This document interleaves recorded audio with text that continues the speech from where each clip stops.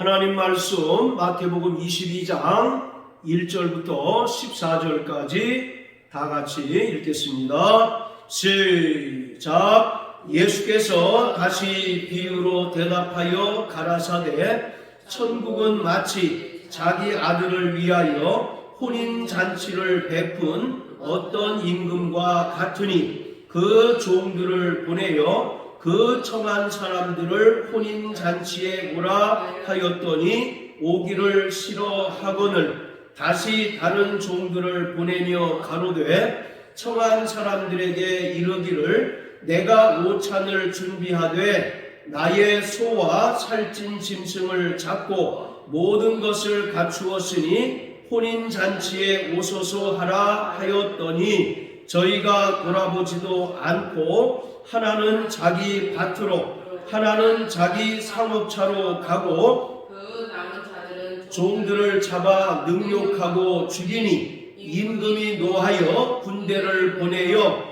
그 살인한 자들을 진멸하고 그 동네를 불사르고 이에 종들에게 이르되 혼인잔치는 예비되었으나 청한 사람들은 합당치 아니하니 길거리 자거리 길에 가서 사람을 만나는 대로 혼인잔치에 청하여 오너라 한되 종들이 길에 나가 악한 자나 선한 자나 만나는 대로 모두 데려오니 혼인자리에 손이 가득한지라 임금이 손을 보러 들어올세 거기서 예복을 입지 않은 한 사람을 보고 가로되 친구여 어찌하여 예복을 입지 않고 여기 들어왔느냐 하니 저가 유구무원이오늘 임금이 사관들에게 말하되 그 수족을 결박하여 바깥 어두운 데 내어 던지라 거기서 슬피 울며 이를 갈미 있으리라 하니라. 청함을 받은 자는 많되 택함을 입은 자는 적으니라. 아멘. 자, 2절을 보면 천국은 마치 자기 아들을 위하여 혼인잔치를 베푼 어떤 임금과 같다라고 말씀합니다. 오늘 본문의 말씀은 혼인잔치의 비유입니다. 바로 천국을 혼인잔치에 예수님께서 비교하시고 설명하시는 것입니다. 혼인잔치는 유대인들에게 있어서 특히 그 가문의 명예를 유지하는 매우 중요한 축제입니다. 그래서 일가 친척과 이웃들을 불러 모아서 함께하는 공동체적인 축제이고 유대인들의 혼인잔치는 보통 일주일 혹은 좀 길게 하면 2주일가량 진행이 됩니다. 유대인들의 혼인 관습을 보면 보통 2단계로 나뉘어집니다. 첫째는 정혼이고 그리고 마지막이 바로 결혼입니다. 마태복음 1장에 보면 예수님의 모친 마리아가 요셉과 정혼했다라고 기록하고 있습니다. 보통 결혼하기 1년 전에 정혼을 하는데 비록 부부이지만 같이 잠자리를 할 수 없는 바로 그런 상태입니다. 자, 이 혼인이라고 하는 것은 남자와 여자가 완벽하게 결합하는 것을 의미하고 또 성경에서는 바로 이 혼인이라고 하는 것을 통하여 하나님께서는 하나님의 특별한 섭리를 우리에게 설명해 주십니다. 그래서 구약에서 이 혼인은 하나님과 이스라엘 백성들의 관계를 나타내고 있습니다. 자, 우리 구약 성경 호세아서 2장을 다 같이 보시겠습니다. 자, 호세아서 2장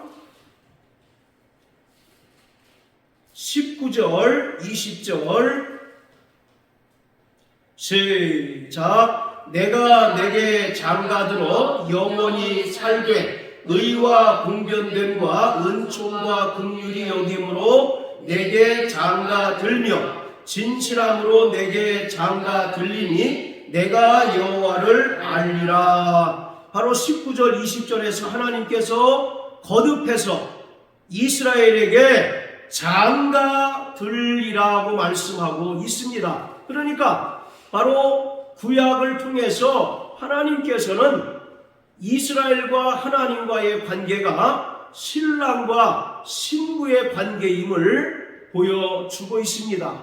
반면에 신약에서 이 혼인이라고 하는 것은 요한계시록 19장에 나오는 어린 양의 혼인잔치와 또 천국을 상징적으로 표현하고 있습니다.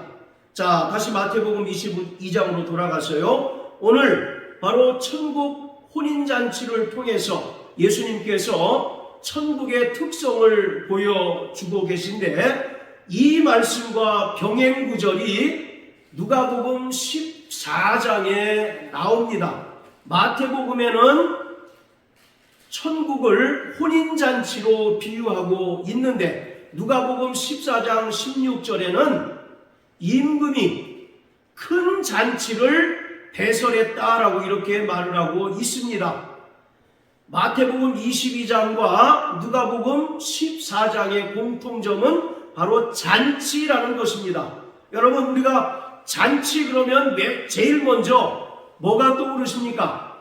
즐겁고 흥겹고 또 먹을 것이 많은 그런 풍성한 자리를 말하고 있습니다. 따라서 마태복음 22장에서는 천국을 혼인잔치라고 표현하고 있고 또 누가복음 14장에서는 하나님의 나라를 큰 잔치라고 표현하고 있는데 바로 이것이 이 혼인잔치가 천국의 특성을 가장 명쾌하게 우리에게 보여주고 있다는 그 분명한 증거입니다. 혼인잔치는 기쁨과 또 즐거움이 풍성한 곳입니다. 그래서 한마디로 얘기하면 이 유대인의 혼인잔치는 바로 기쁨의 축제인 것이죠. 이 혼인잔치에는 살찐 짐승이 많고 또 포도주가 있고 흥겨운 노래가 있습니다. 유대인의 혼인잔치에서 빠지지 말아야 할 것이 있는데 바로 그것이 무엇이냐면 포도주입니다. 그런데 우리가 잘 아는 것처럼 요한복음 2장에 보면 예수님께서 첫 번째 표적을 가나의 혼인잔치에서 행하셨는데 그 혼인잔치의 문제점이 뭐였습니까? 포도주가 모자랐죠. 그래서 바로 예수님께서 물로 포도주를 만드셨어요. 혼인잔치를 열었는데 포도주가 모자란다는 것은 혼주로서는 가장 부끄러운 수치인 것입니다. 그래서 특히 유대인들의 혼인잔치에는 살찐 짐승과 먹을 것이 풍성하고 또 포도주가 떨어지지 않아야 하는 것입니다. 자, 이처럼 오늘 본문에서 말하는 이 혼인잔치는 예수 그리스도로 말미암아 이제 완성될 천국을 우리에게 설명하고 있는 것입니다. 자, 그런데 중요한 것은 자, 우리 여기 표시해 놓으시고 누가복음 14장을 다 같이 한번 보십니다. 자, 누가복음 14장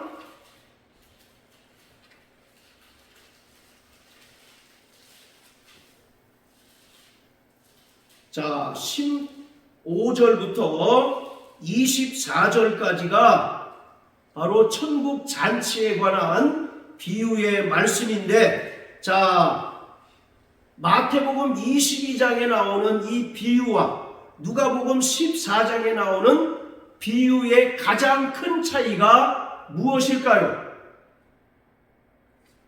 그 차이는 뭐냐면 마태복음 22장에는 예복을 입지 않은 형제를 발견하고 임금이 그 신하들에게 명령해서 바깥 어두운 데 내어 쫓습니다. 그런데 누가복음 14장에는 예복을 입지 않은 형제를 바깥 어두운 데 쫓아냈다는 기록이 나타나 있지 않습니다. 이것을 통해서 우리는 무엇을 알 수 있느냐면 이 예복을 입는 것이 최종적으로 천국 혼인잔치에 들어갈 수 있는 필수 불가결한 조건임을 알 수가 있는 것입니다. 예복을 입지 않고서는 결단코 천국 혼인잔치에 들어갈 수 없다는 사실을 마태복음 22장 혼인잔치의 비유를 통해서 분명하게 말씀해 주고 있습니다. 바로 여기서 예복이라고 하는 것은 예수 그리스도로 말미암아 옷 입은 것을 말하고 있습니다. 갈라디아서 3장 27절을 보면 예수 그리스도와 합하여 침례를 받은 자는 그리스도로 옷 입었다라고 말씀하고 있습니다. 또 로마서 13장에서 사도 바울은 육신의 일을 도모하지 말고 그리스도 예수로 옷 입으라고 말씀하고 있습니다. 그렇기 때문에 바로 이 예복이라고 하는 것은 가장 기본적으로 그리스도 예수로 옷 입은 것을 말하고 있습니다. 신랑으로 오실 예수님께서는 신부, 곧 구원받은 성도들과 천국 혼인잔치에서 기쁨과 즐거움을 누리기를 원하십니다. 이러한 예수님에게 있어서 바로 혼인잔치는 신부된 구원받은 성도들을 부르시고 또 초청하시는 바로 초대의 자리인 것입니다. 따라서 구원받은 성도들이 주님의 이러한 초청에 믿음으로 반응하고 또 응하여서 이 땅에서 믿음으로 온전히 순종하며 살아갈 때에 주님께서 영광 중에 다시 오실 때 우리가 어린 양의 혼인잔치에 참여하여 큰 기쁨과 영광과 즐거움을 누리게 될 것입니다. 바로 이 혼인잔치라고 하는 것은 구원받은 성도들이 얻게 될 바로 영화의 구원을 설명하고 있고 또 예수님으로 말미암아 장차 최종적으로 완성될 천국을 우리에게 분명하게 상징하고 있습니다. 자, 다시 마태복음 22장으로 돌아가서요. 바로 예수님께서 천국을 혼인잔치로 비유하셨는데 이 비유를 듣는 1차 대상이 누구냐면 바로 서기관들과 바리새인들입니다. 그리고 서기관과 바리새인들은 이스라엘 전체를 대표하고 있는 것이에요. 그러니까 결국 바로 이 혼인잔치의 비유는 서기관들과 바리새인들로 대표되는 이스라엘이 장차 어떻게 될 것인가를 우리에게 분명하게 설명해 주고 있는 비유입니다. 자, 이 혼인잔치의 비유에서 먼저 청함을 받은 자들은 이스라엘 유대인들입니다. 이스라엘은 하나님의 특별한 섭리 안에서 하나님의 백성으로 부르심을 받은 하나님의 선택받은 백성입니다. 그래서 이들은 율법을 하나님께로부터 받는 등 여러 종교적인 특권들을 누리며 살아왔습니다. 자, 우리 여기 표시해 놓으시고 로마서 3장을 다 같이 보시겠습니다. 로마서 3장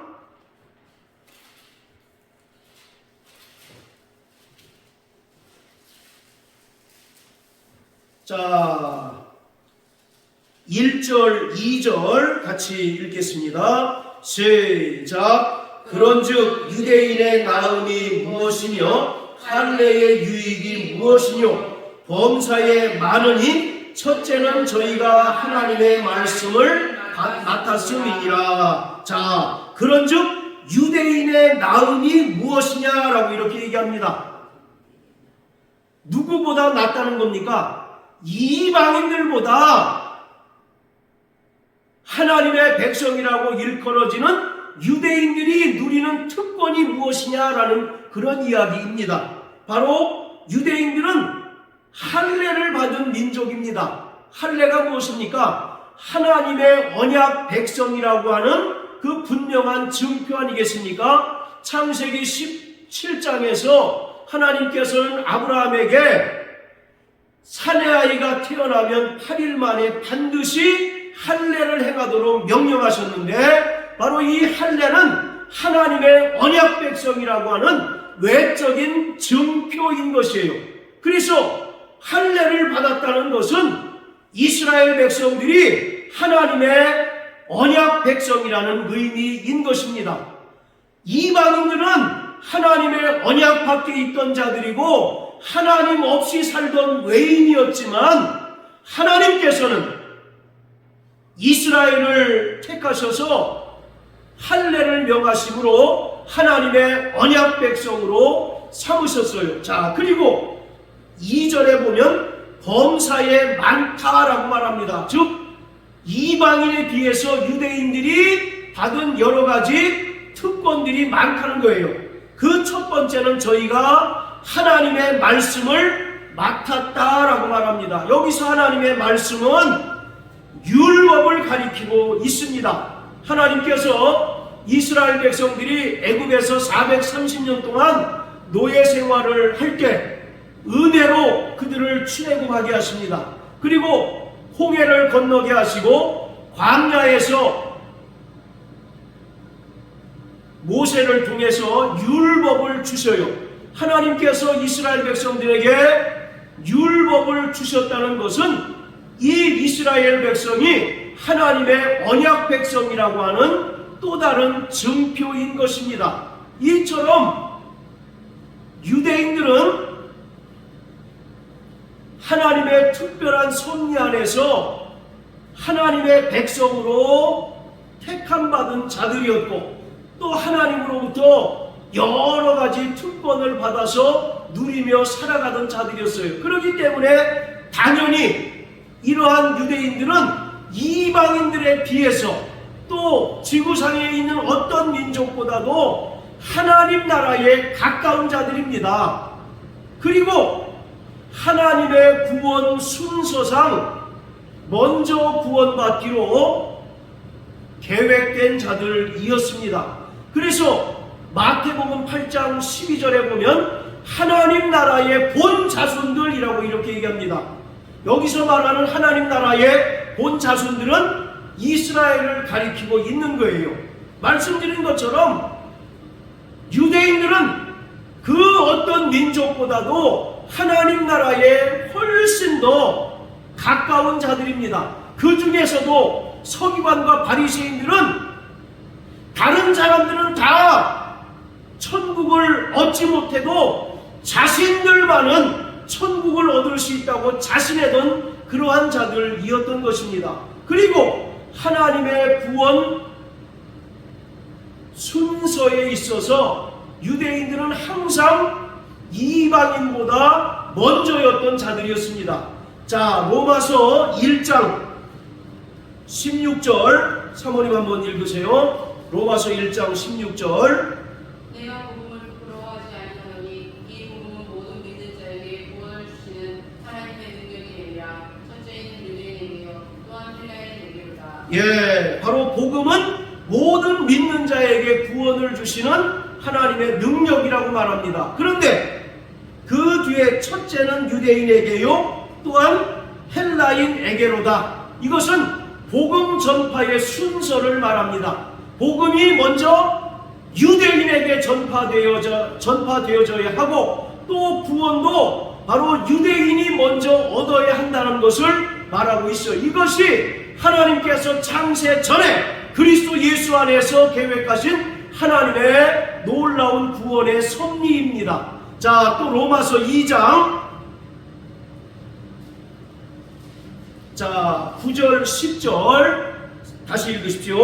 악을 행하는 각 사람의 영에게 활력과 공고가 있으리니 첫째는 유대인에게요 또한 헬라인에게며 선을 행하는 각 사람에게는 영광과 존귀와 평강이 있으리니 첫째는 유대인에게요 또한 헬라인에게로다. 필라에 내리라. 예, 자 9절 10절을 보면 계속 순서상 유대인이 앞선 것을 볼 수가 있죠. 그래서 유대인이 먼저요, 헬라인 즉 이방인들이 나중인 것을 우리는 알 수가 있습니다. 그래서 하나님의 구원 순서상 먼저는 바로 유대인이었고 그 나중은 바로 이방인이었습니다. 그래서 마태복음 20장 16절에서 예수님께서 포도원 품꾼의 비유를 통해서 말씀하시기를 먼저 된 자가 나중되고 나중된 자가 먼저 될 자가 있다라고 말씀하셨는데, 바로 이 먼저는 바로 유대인들을 가리키고 있습니다. 그리고 나중된 자는 바로 헬라인 즉 이방인들을 가리키고 있어요. 자, 이처럼 유대인들은 천국과 가장 가까운 자들이었고 또 하나님의 구원 계획상 먼저이었던 자들입니다. 그래서 하나님 아버지께서는 그 아들 예수 그리스도를 먼저 이스라엘에 보내셨습니다. 마태복음 15장 24절에서 예수님께서는 흉악귀 귀신 들린 딸을 준 가나안 여인이 예수님께 찾아와서 자기 딸을 고쳐달라고 요청하셨을 때, 나는 이스라엘 집에 잃어버린 양 외에는 보내심을 받지 않았다라고 이와 같이 매몰차게 그 요청을 거절하셨습니다. 이스라엘 집에 잃어버린 양 외에는 보내심을 받지 않았다라고 예수님께서 스스로 말씀하셨어요. 이처럼 하나님의 아들 예수께서는 이스라엘에게 보내심을 받으신 분입니다. 자, 그리고 마태복음 10장에 보면 예수님께서 12명의 제자를 2명씩 짝을 지어서 파송하실 때 뭐라고 얘기합니까? 사마리아인의 고을로도 가지 말고 이방인에게로도 가지 말고 차라리 이스라엘 집에 잃어버린 양들에게 가서 천국이 왔다라고 선포하라고 명령하십니다. 예수님도 이스라엘 집에 잃어버린 양들에게 보내심을 받았고, 또 예수님의 12명의 제자 또한 누구에게 보내심을 받았습니까? 이스라엘에게 보내심을 받았어요. 이처럼 구원의 순서상 이스라엘은 항상 먼저였습니다. 하지만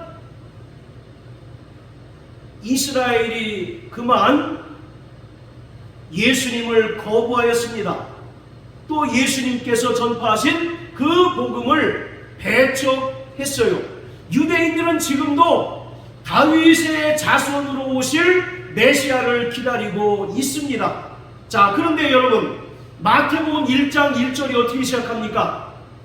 아브라함과 다윗의 자손 예수 그리스도라 이렇게 시작합니다. 이 말은 유대인들이 다윗의 자손으로 오시는 메시아를 기다리듯이 바로 너희가 보는 이 예수가 다윗의 자손으로 오신 메시아다라고 하는 사실을 신약성경 가장 처음에서 증거하고 있는 것이에요. 이처럼 예수님께서는 다윗의 자손으로 오신 메시아였습니다. 그런데 유대인들은 예수님을 메시아로 인정하지 않았습니다.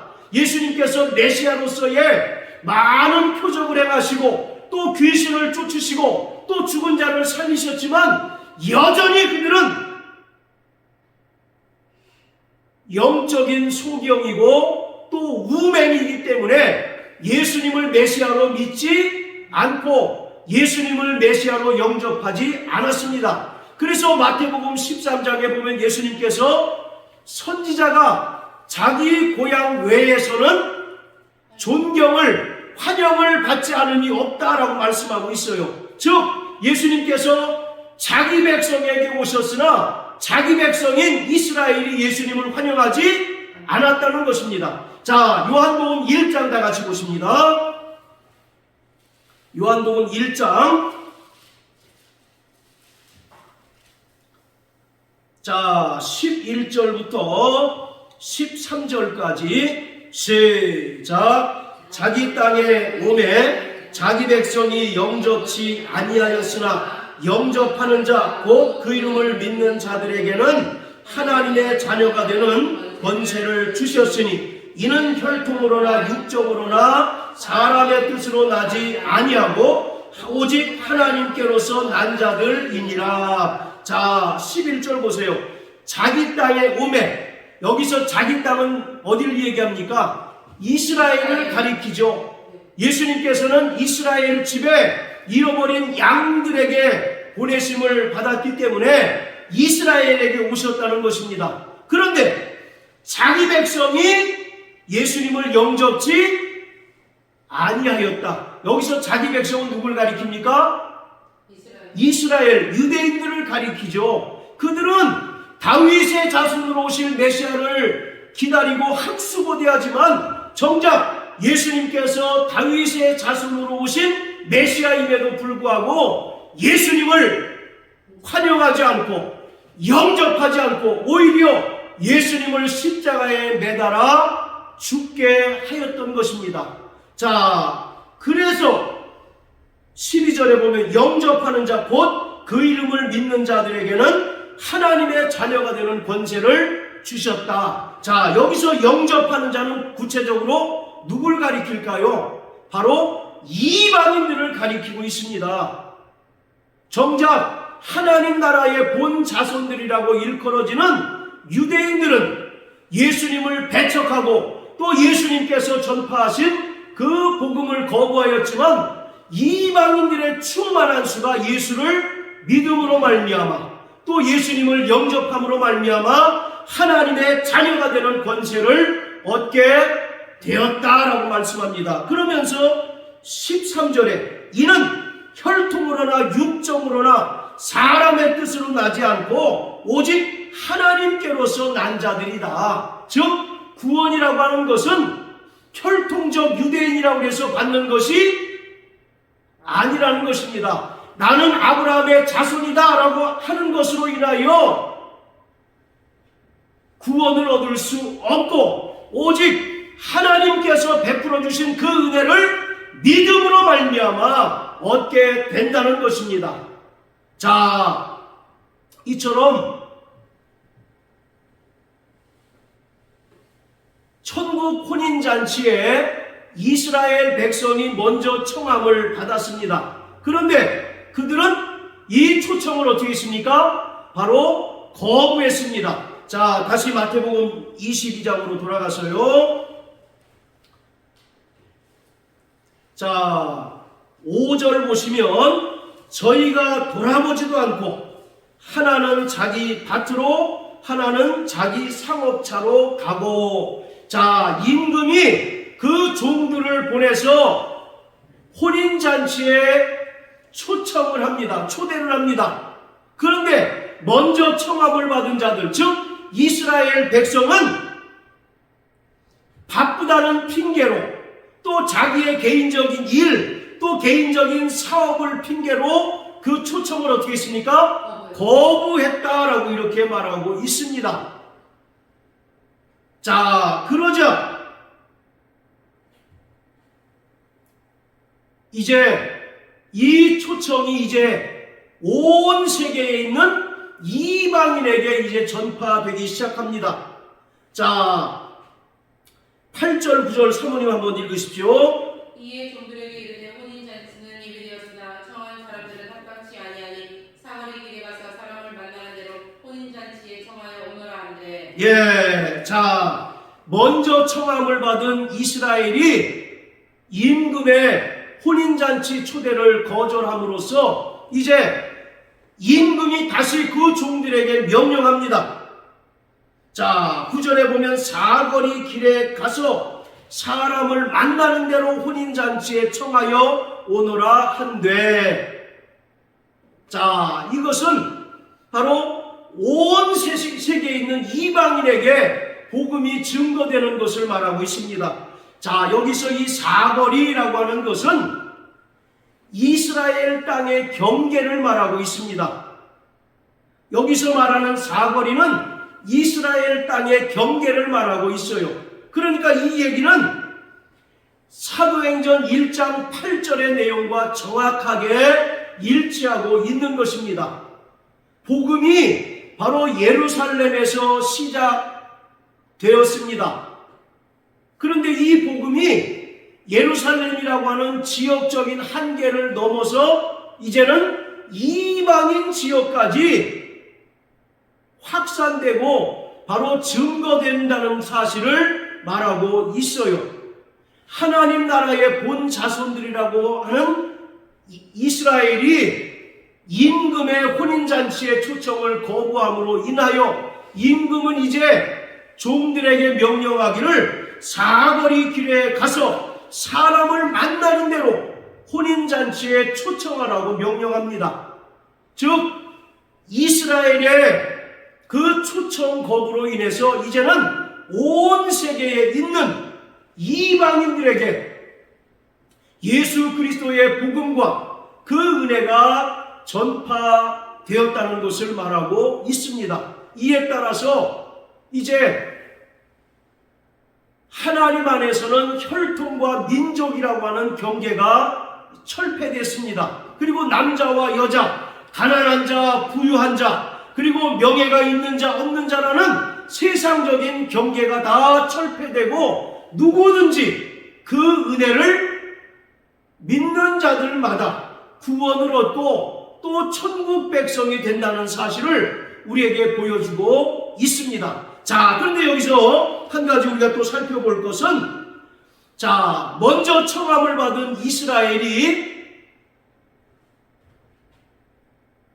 자기 밭으로, 또 하나는 자기의 상업차로 가고, 6절에 보면 그 남은 자들은 어떻게 했습니까? 종들을 잡아 능욕하고 죽였다라고 말합니다.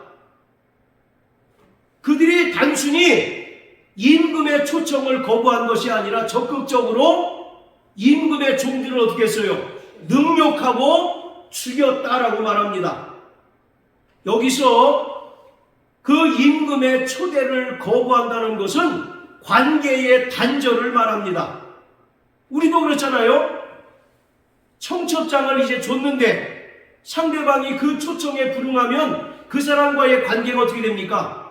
소원해지고 끊어지죠. 마찬가지로 유대인들의 그 관습도 혼인잔치에 초청을 했는데 그 초청에 불응하고 초대에 응하지 않으면 그 관계가 단절이 되는 겁니다. 그뿐만 아니라 이스라엘은 더 적극적으로 임금의 종들을 어떻게 했어요? 능욕하고 죽였다라고 말합니다. 이에 따라서 임금은 군대를 보내서 그 살인한 자들을 진멸하고 동네를 불살라 뿌렸습니다. 즉 하나님께서 이스라엘 백성들을 심판하셨다라고 말씀하고 있어요. 이에 따라서 이스라엘 백성들은 구원의 순서상 먼저였지만 구원에 실패하고 말았다는 것을 말하고 있습니다. 자, 여기서 바로 임금이 군대를 보내 그 살인한 자들을 진멸하고 동네를 불살랐는데 이것이 실제로 역사적인 사건으로 이루어졌습니다. 그것이 뭐냐면 AD 70년에 로마에 의해서 예루살렘 성전이 완전히 무너져 버렸습니다. 그것이 하나님의 심판인 것이죠. 성경에서 하나님께서 이스라엘을 심판하실 때 반드시 나타나는 양상이 뭐냐면 하나님의 성전을 파괴합니다. BC 586년에 하나님께서 이스라엘을 심판하실 때도 바벨론을 통하여 이스라엘을 멸망케 하셨고 또 하나님의 성전을 돌 위에 돌 하나도 남지 않을 만큼 완전히 파괴시켰어요.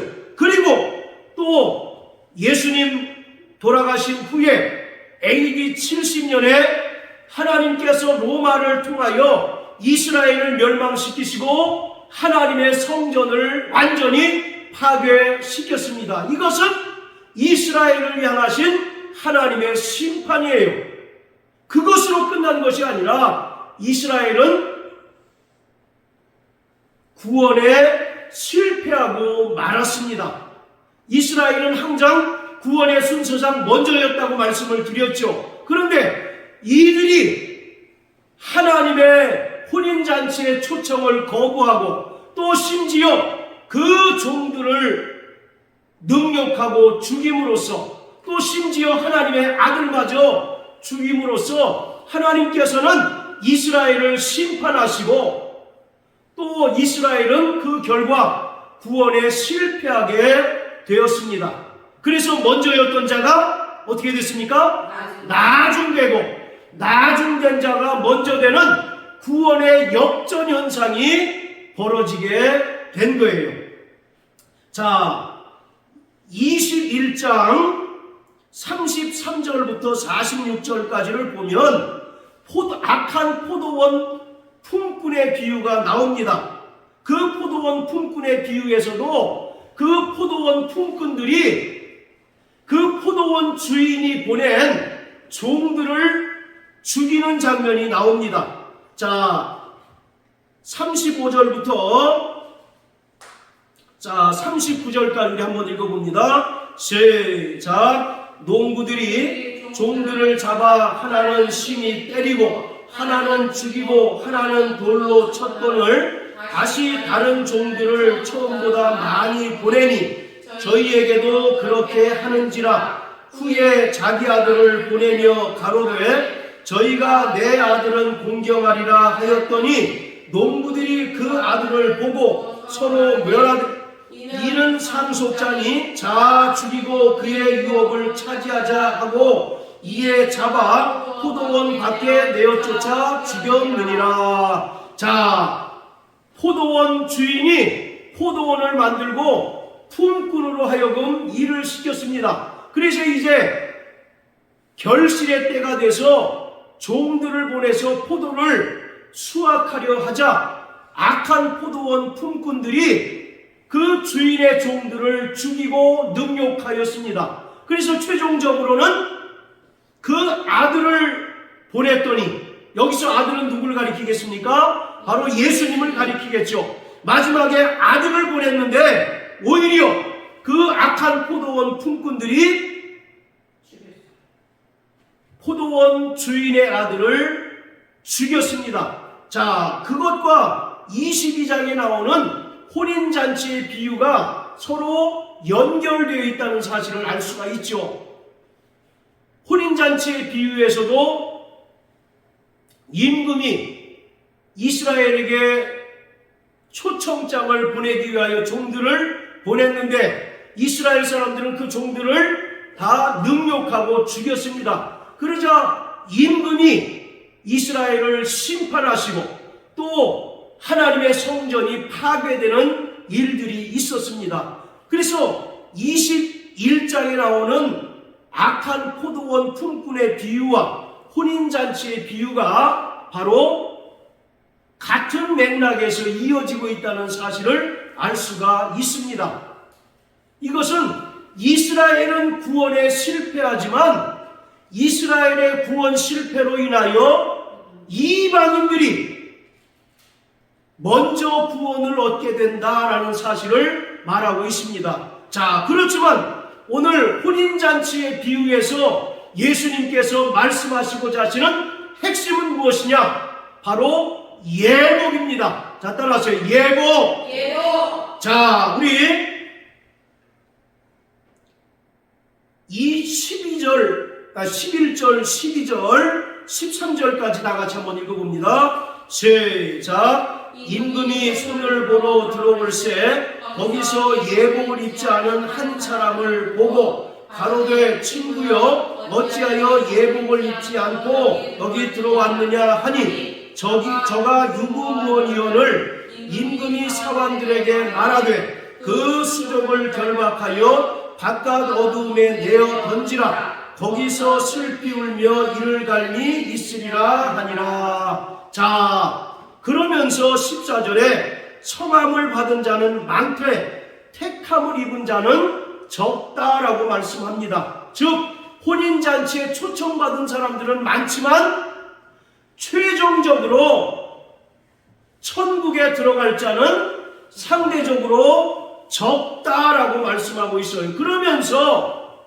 이 천국에 들어가기 위하여 반드시 갖추어야 할 조건이 무엇이냐? 바로 예복이다라는 사실을 예수님께서 강조하고 있는 것입니다.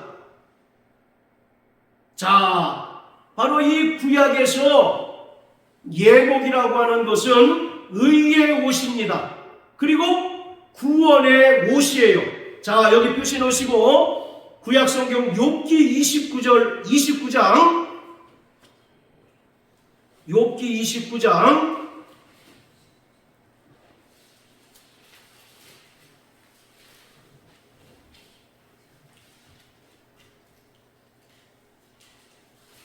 자, 14절 같이 읽겠습니다. 시작. 내가 의로 옷을 삼아 입었으며 나의 공의는 독보와 면류관 같았었느니라. 자, 여기서 의의 옷을 삼아 입었다라고 할 때 이 의의 옷이 예복을 말하고 있습니다. 자, 또 이사야서 다 같이 보시겠어요? 이사야서 61장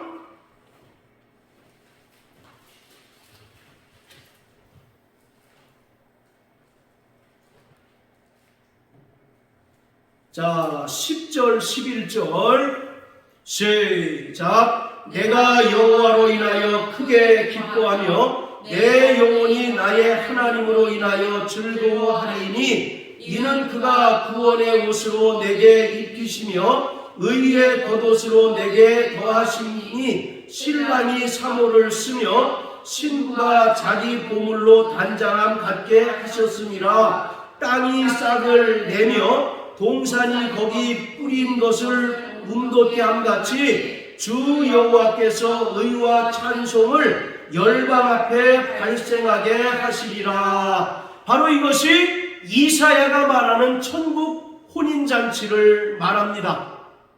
자, 10절을 보십시오. 그가 구원의 옷으로 내게 입히시며 할렐루야. 자, 그리고 의의 겉옷으로 내게 더하셨다라고 말씀하고 있습니다. 옷을 두 개를 입어요. 구원의 옷이라고 하는 것은 속옷을 말합니다. 그리고 또 하나는 바로 의의 겉옷이라고 말하고 있어요. 이것이 요한계시록 19장 8절에 나오는 빛나고 깨끗한 세마포를 말하고 있습니다. 반면에 이 구원의 옷이라고 하는 것은 갈라디아서 3장 27절에 말하는 예수 그리스도로 옷 입는 것, 즉 침례를 말하고 있습니다. 그러니까 우리가 침례를 통하여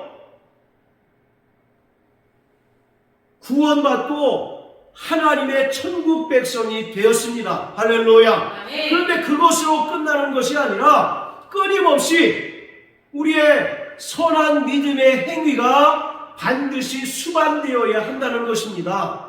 그것을 바로 의의 겉옷을 내게 입히셨다라고 말씀합니다.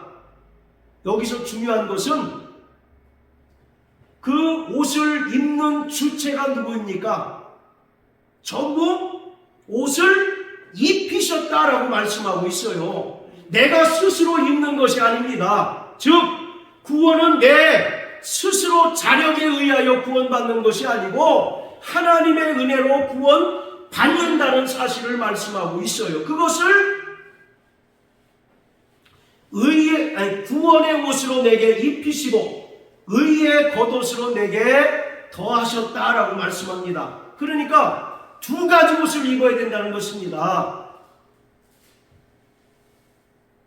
혼인식장에 들어가는 신부가 겉에 드레스만 입습니까? 아니요. 네, 바로 속에 내의를 입고 속옷을 입고 난 후에 드레스를 입듯이 바로 구원받은 성도들은 구원의 옷을 입어야 합니다. 이것은 예수 그리스도로 말미암아 옷 입는 것을 말하고 있어요. 그리고 그 이후에 이 땅을 살아가는 동안 바로 믿음의 선한 행위를 통해서 하나님을 영화롭게 해야 하는데 그것을 의의 겉옷이라고 설명하고 있습니다. 이처럼 구원받은 성도들에게는 하나님의 의와 영광이 항상 나타나야 합니다. 너희 착한 행실을 보고 하늘에 계신 하나님께 영광을 돌리게 하라고 말씀한 것처럼 오늘 우리는 하나님의 의로움을 입음으로 말미암아 구원받은 천국 백성이 되었습니다. 할렐루야. 아멘. 그런데 그것으로 끝나서는 안 되고 천국 백성이 된 후에 이 땅을 살아가는 동안 우리의 믿음의 선한 행위를 통하여 하나님의 의와 하나님의 영광이 나타나야 하는데 그것이 요한계시록 19장 8절에 나오는 빛나고 깨끗한 세마포 즉 성도들의 옳은 행실이고 이사야는 그것을 의의 겉옷이라고 말하고 있습니다. 창세기 3장 21절에 보면 하나님께서는 아담과 하와에게 가죽옷을 입혀주십니다. 아담과 하와가 범죄했을 때 무화과 나무 잎으로 치마를 해서 입었어요. 그런데 하나님께서는 아담과 하와에게 무화과 나무를 벗기시고 가죽옷을 지어 입히셨습니다. 바로 이 가죽옷이라고 하는 것은 하나님의 은혜를 가리킵니다. 여러분, 가죽옷을 지어 입히셨다는 것은 짐승을 죽였다는 것을 의미하지 않습니까? 그렇잖아요. 바로 어린 양 예수 그리스도의 그 보혈로 말미암아 인간의 죄가 가리워지는 것을 말하고 있습니다. 그것이 바로 구원의 옷입니다. 그 이후에 구원받은 성도들은 의의 겉옷을 입어야 하는 것입니다. 죄인된 인간들은 스스로 하나님께 나갈 수 없습니다. 그뿐만 아니라 하나님께서 배설하신 천국 혼인잔치에는 더더군다나 나갈 수 없어요. 오직 하나님께서 우리에게 구원의 옷과 의의 겉옷을 입혀주실 때만이 우리가 비로소 천국 혼인잔치에 참여할 수 있습니다. 할렐루야. 이것을 마태복음 22장에서는 예복이라고 말합니다. 또 누가복음 15장 22절에 보면 탕자의 비유에서 탕자가 집 나갔다가 돌아왔을 때 그 아버지는 더럽고 추한 옷을 벗기고 그에게 가장 좋은 옷을 입혀줍니다. 자, 그리고 우리 요한계시록 19장 다 같이 보시겠습니다. 요한계시록 19장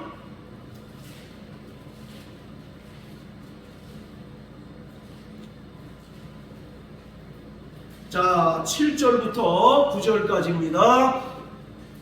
시작. 우리가 즐거워하고 크게 기뻐하여 그에게 영광을 돌리세. 어린 양의 혼인 기한이 이르렀고 그 아내가 예비하였으니 그에게 허락하사 빛나고 깨끗한 세마포를 입게 하셨은즉 이 세마포는 성도들의 옳은 행실이로다 하더라. 할렐루야. 바로 어린 양의 혼인잔치에 참여한 자들은 빛나고 깨끗한 세마포를 입어야 하는데 이 세마포가 뭡니까? 성도들의 옳은 행실입니다. 즉 칭의의 구원을 받은 이후에 이 땅에서 믿음의 선한 행실을 통해서 하나님의 의를 드러내고 하나님을 영화롭게 하는 그 신앙의 열매가 나타나야 한다는 것을 말하고 있습니다. 자, 또 21장 2절 시작. 또 내가 봄에 거룩한 성 새 예루살렘이 하나님께로부터 하늘에서 내려오니 그 얘기한 것이 신부가 남편을 위하여 단장한 것 같더라. 자, 신부가 남편을 위하여 단장해야 한다는 것입니다.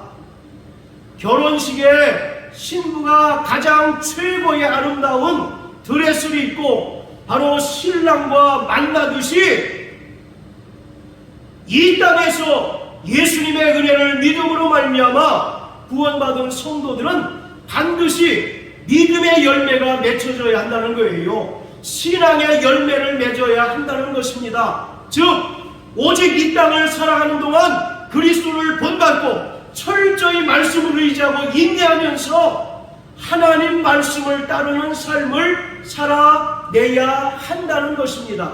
이것이 하나님께서 구원받은 성도들에게 요구하시는 바로 신앙의 열매, 바로 믿음의 온전한 행실인 것입니다. 야고보서 2장은 말합니다. 행함이 없는 믿음은 죽은 믿음이니 이것이 너희를 어떻게 구원할 수 있느냐라고 말씀하고 있어요. 또 히브리서 11장 1절 2절을 보면 믿음은 바라는 것들의 증거요 또 보지 못하는 것들의 바로 실상이라고 말하고 있습니다. 사람들은 이것을 마음으로 간절히 믿으면 그 믿는 바가 이루어진다라고 잘못 생각하고 있지만 자신의 믿음이 자신의 삶을 통하여 실상으로 나타나야 한다는 것을 말하고 있습니다. 이러한 자들을 하나님께서는 믿음의 사람으로 비로소 인정하신다는 것을 말하고 있습니다. 이러한 예복을 입지 않고서는 결단코 천국에 들어갈 수 없습니다.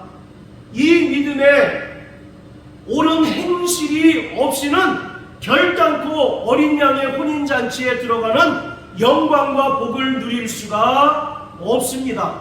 그래서 마태복음 22장에 임금이 예복을 입지 않고 혼인잔치에 참여한 자를 콕 집어서 말씀하잖아요. 형제여 어찌하여 예복을 입지 않았는가? 그러니 유구무원이언을. 그러자 왕이 그 신하들을 통해서 이 예복 입지 않은 자를 바깥 어두운 데 내어 쫓아 슬피 울며 이를 갈게 합니다.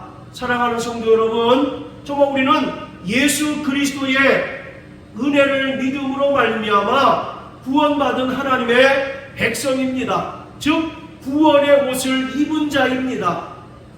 그리고 우리가 이 땅을 살아가는 동안 신랑을 맞이할 준비를 해야 하는데 요한계시록은 그것을 신부가 남편을 위하여 단장한 것 같다라고 말씀하고 있어요.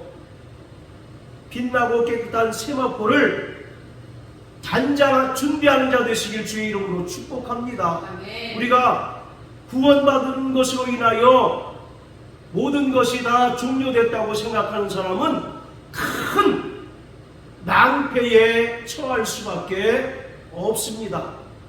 그렇기 때문에 우리는 우리에게 주어진 이 매일매일의 하루의 삶을 주님을 위하여 최선을 다하여 사는 자가 되어야 합니다. 그 나라는 열매 맺는 백성이 들어갈 수가 있습니다. 자, 따라하세요. 나 영혼아 천국 백성의 열매를 맺는 자가 되자. 자, 마태복음 21장을 한번 보십니다. 43절 시작. 그러므로 내가 너희에게 이르노니 하나님의 나라를 너희는 빼앗기고 그 나라의 열매 맺는 백성이 받으리라. 천국은 누가 받는다고요? 그 나라의 열매 맺는 백성이 받는다라고 말합니다. 그런데 여기서 말하는 열매는 무슨 열매를 말할까요? 성령의 열매. 그것도 뭐 포괄적으로는 맞지만 철저히 자기 부인의 삶을 사는 것을 말합니다. 그리고 십자가를 의지하는 삶을 말하고 있어요. 사도 바울은 고린도전서 1장에서 말합니다. 십자가의 도가 멸망하는 자들에게는 미련한 것이지만 구원 얻는 우리에게는 하나님의 능력이 된다라고 말씀하고 있습니다. 사도 바울이 얼마나 대단한 인물이었습니까? 그런데 다메섹 도상에서 부활하신 예수님을 만난 후로 이전에 알던 모든 것들을 다 배설물로 여기고 예수를 아는 것이 가장 고상한 지식인 줄 내가 안다라고 고백하고 있지 않습니까? 그러므로 우리는 날마다 철저히 빛나고 깨끗한 세마포를 준비하는 자가 되어야 합니다. 그리고 그것은 철저히 자기를 부인하고 오직 십자가의 도만을 의지하는 삶을 살아갈 때 우리가 준비되어지고 또 예비되어진다는 사실을 우리는 분명히 깨닫는 자가 되어야 합니다. 그러므로 사랑하는 성도 여러분, 날마다 정말 어린 양의 혼인잔치에 들어갈 수 있도록 신랑을 위하여 신부가 단장하는 저와 여러분들 되시길 주님의 이름으로 축원합니다. 빛나고 깨끗한 세마포를 날마다 준비하는 저와 여러분들 되시길 예수님 이름으로 축복합니다. 할렐루야.